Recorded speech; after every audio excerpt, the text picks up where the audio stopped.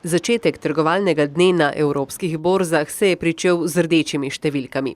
V rdečem območju so se gibali tudi indeksi na azijskih kapitalskih trgih.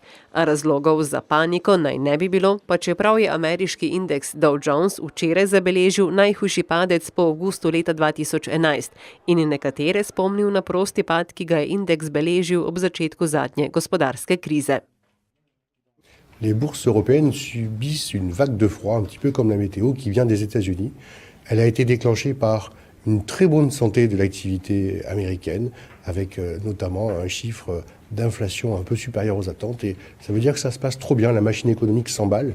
Et la réaction du marché est un peu paradoxale, puisqu'elle vient sanctionner cet emballement par une correction des indices boursiers. On a une correction.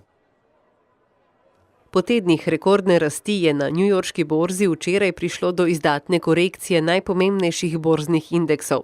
Razpoloženje z Wall Streeta pa se je kasneje razširilo po ostalem svetu. Razlog za padec bi bilo lahko poročilo, ki kaže na močen trend ustvarjanja novih delovnih mest v ZDA. Zaradi tega se je med vlagatelji potrdilo prepričanje, da bi ameriška centralna banka kmalu utegnila zvišati obrestne mere. To pa je vodilo v množično prodajo delnic. Strokovnjaki mirijo, da gospodarstvo enostavno išče novo ravnotežje. Niemand kann sagen, wo jetzt unten Schluss ist. Das sollte man auch nicht. Der Markt sollte sich austoben. Das ist wie bei unerzogenen Kindern. Die sollten sich austoben, dann haben wir ein neues Gleichgewicht. Vorher macht man nichts und vorher sollte man auch nicht einsteigen.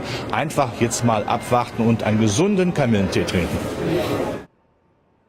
Pretirane skrbi ni niti med vlagatelji na Wall Streetu. Ti se zaradi padca ne obremenjujejo. I don't think so. Rates are higher.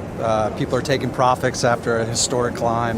It's very quiet in there, very orderly, no panic.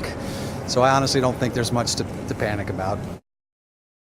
No, I don't think so. It is pretty strong. If you actually go back and see from the last year to now, it has really gone up too high.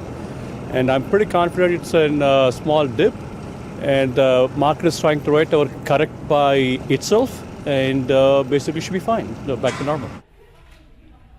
Zadnje dogajanje na kapitalskih trgih tako ne pomeni katastrofe, kot je bil zlom borz leta 2000. Gospodarstvo je po ocenah analitikov danes precej stabilnejše. Korekcije indeksov pa zgolj dokaz, da trg deluje.